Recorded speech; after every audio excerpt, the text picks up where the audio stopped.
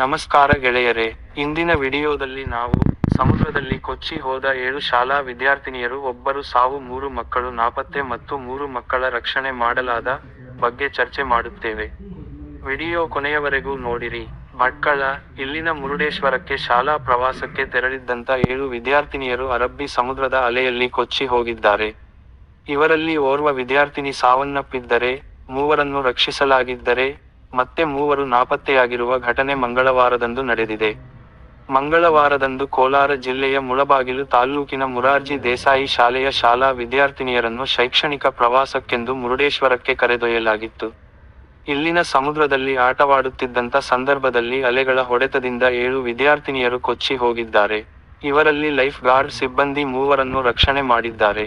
ಆದರೆ ಓರ್ವ ವಿದ್ಯಾರ್ಥಿನಿ ಸಾವನ್ನಪ್ಪಿದ್ದಾರೆ. ಮೃತ ವಿದ್ಯಾರ್ಥಿನಿಯನ್ನು ಶ್ರವಂತಿ ಗೋಪಾಲಪ್ಪ, 15 ಎಂದು ಗುರುತಿಸಲಾಗಿದೆ. ಉಳಿದ 3 ವಿದ್ಯಾರ್ಥಿನಿಯರಾದ ಯಶೋಧ, ವೀಕ್ಷಣಾ ಹಾಗೂ ಲಿಪಿಕಾ ಎಂಬುವರನ್ನು ರಕ್ಷಿಸಲಾಗಿದ್ದು, ಆಸ್ಪತ್ರೆಗೆ ದಾಖಲಿಸಿ ಚಿಕಿತ್ಸೆ ಕೊಡಿಸಲಾಗುತ್ತಿದೆ. ಇನ್ನುಳಿದಂತ ದೀಕ್ಷಿತಾ, ಲಾವಣ್ಯ ಹಾಗೂ ಮತ್ತೊಬ್ಬರು ಸಮುದ್ರದಲ್ಲಿ ನಾಪತ್ತೆಯಾಗಿದ್ದಾರೆ. ಅವರ ಪತ್ತೆಗೆ ಕಾರ್ಯಾಚರಣೆಯನ್ನು ಇಂದು ಮುಂದುವರೆಸಲಾಗುತ್ತದೆ ಎನ್ನಲಾಗುತ್ತಿದೆ. ಈ ಚಾನೆಲ್ನಲ್ಲಿ ಹೊಸದಾಗಿ ಇದ್ದರೆ ದಯವಿಟ್ಟು ಸಬ್ಸ್ಕ್ರೈಬ್ ಮಾಡಿ ಮತ್ತು ನಮ್ಮ ಹೊಸ ಅಪ್ಡೇಟ್ಗಳಿಗಾಗಿ ಬೆಲ್ ಐಕಾನ್ ಒತ್ತಿರಿ. ಈ ವಿಡಿಯೋ ನಿಮಗೆ ಇಷ್ಟವಾದರೆ ಲೈಕ್ ಮಾಡಿ.